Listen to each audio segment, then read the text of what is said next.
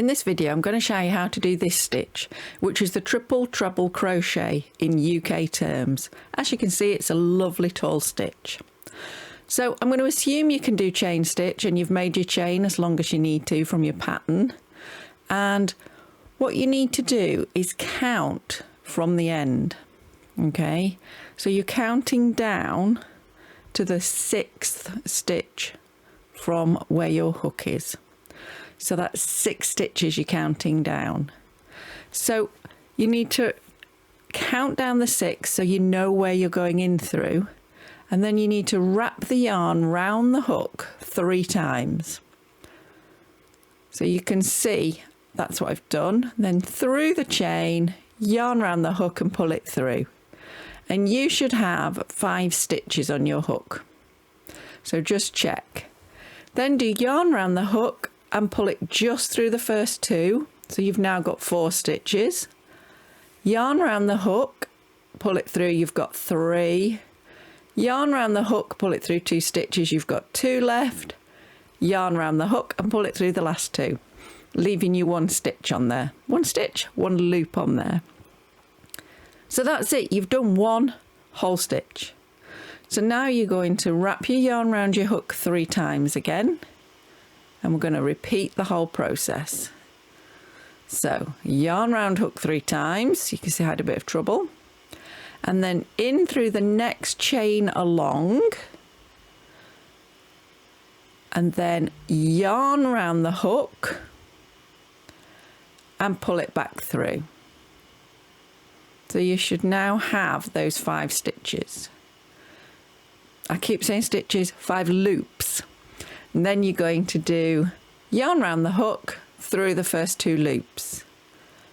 Yarn round the hook through the first 2 loops. Yarn round the hook through the first 2 loops. Yarn round the hook through the 2 remaining loops. And you will see you're forming this really tall stitch, so you're getting quite a lacy effect, and that the chains you left at the beginning have formed the first stitch. So we'll go through it one more time. Yarn round 3 times, through the next chain, yarn round and back through.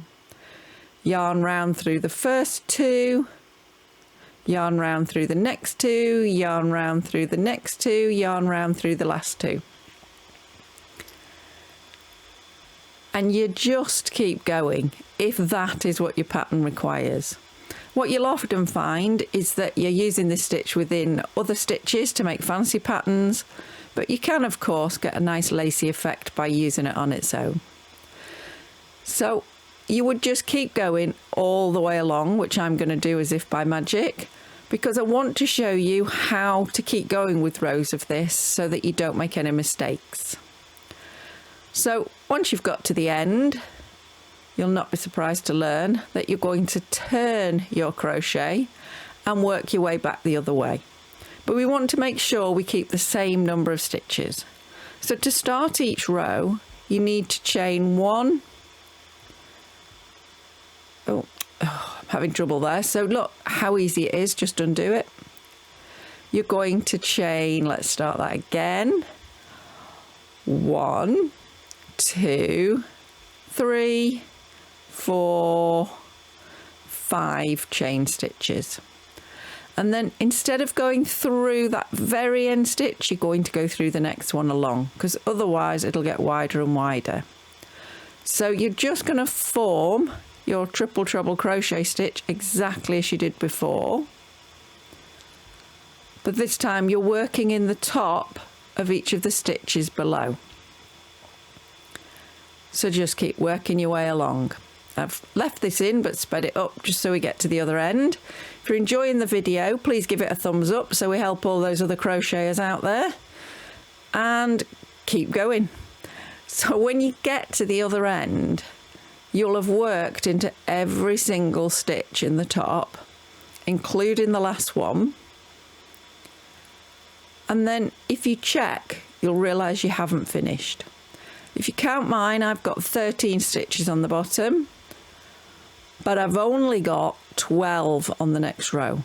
And that's because you need to work into the top chain of your starting chain from the last row.